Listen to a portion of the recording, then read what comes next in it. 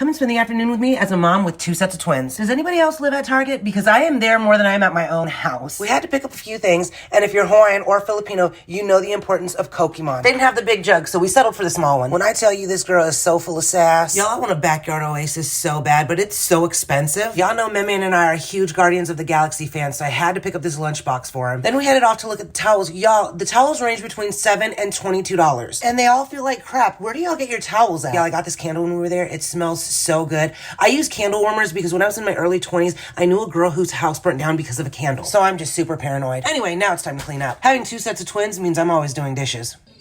Hi.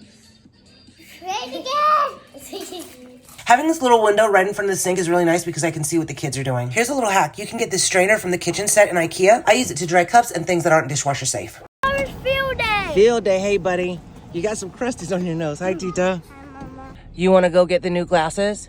Yeah, right now. Okay, maybe we'll go this weekend because y'all have to go home and clean that sidewalk up. Maybe you should clean that thing off Mama's porch. Mama Yeah. said that to me. You got to. I know! Oh, watch the attitude, sir. We got home, everybody unloaded all their stuff, and Min got his lunch pail. Follow for part 2.